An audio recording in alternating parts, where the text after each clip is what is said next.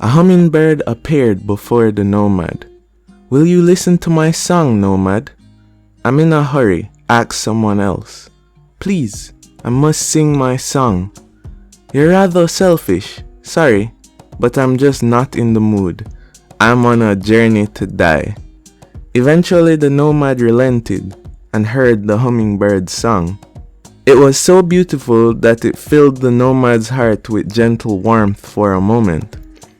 This is the beginning of a child's book, which is recited during the second season of Megalo.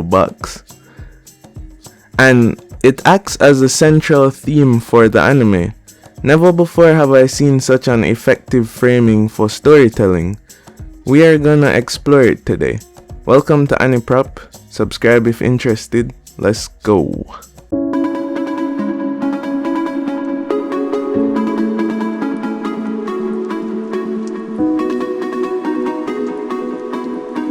Minor spoilers ahead from Megalo Season 1 and 2.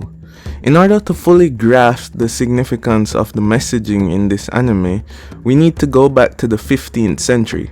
Huitzilopochtli is the Aztec sun god and also the god of war. Aztec mythology says that he was conceived when his mother clutched a ball of hummingbird feathers to her breast. The feathers represented the soul of a warrior that fell from the sky. Mexican elders say that Huitzilopochtli guided the Aztecs' long migration into the Valley of Mexico. Hummingbirds in Mexican culture became known to represent strength, following one's dreams, messengers from the heavens for travelers, and even love tokens on occasion. They especially are used as symbols of safe passage for those going on long journeys. The hummingbird is also viewed as representing rebirth and carrying on of wishes. Knowing this symbolism is critical to understanding the full scope of the story told in Megalo Season 2. The story starts with Joe, now a nomad on a journey to die after being shunned by his makeshift family back home.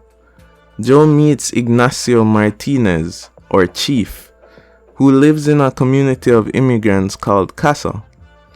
The community is never overtly stated as being Mexican, but context clues are sufficient to make this conclusion. Chief acts like Joe's hummingbird from the story and reminds him of all he has. Chief dons a gear with a hummingbird on each shoulder. He carries a hummingbird necklace he received from his family and regularly carves hummingbird ornaments to place on his son's grave. When Chief passes away, he gives the gear to Joe to carry on the legacy and pass on the desires as the hummingbird is known for. Chief is the spirit of this anime. He inspires the narrative, the aesthetic, and even the soundtrack of the anime. The soundtrack relies on heavy Hispanic influence, which really grounds the whole story. It's an electric feeling when Chief gets into the ring with the 12-string guitar playing the most harmonic chords in my ear. When the story of the hummingbird continues, the hummingbird and the nomad meet again, but this time the hummingbird is dying. The nomad stops to speak to the bird, and the bird reminds him that he still has everything left in this world. The hummingbird passes before being able to sing his song again. Chief, just like the hummingbird, also passes before he is able to get into the ring with Joe again. Joe returns home with the gear and acts as the hummingbird for several other lost comrades. The narrative of the nomad and the hummingbird repeats throughout the anime, with Joe now becoming the hummingbird and guiding people from the path to death. Characters such as Sachio and Mac.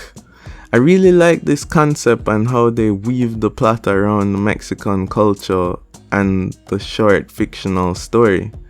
The backbone of this anime is strong and the foundation is solid. The rest of the anime had no chance of failing. There is a B plot here which focuses on scientific advancements similar to season 1 of Megalo, but that is truly drowned out by the amazing cultural undertaking in the primary storyline.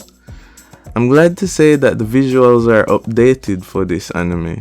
Season 1 reduced visual quality in order to give the story a more rugged and refined look. That did fit the theme of that narrative, but with the totally new narrative comes the updated visuals.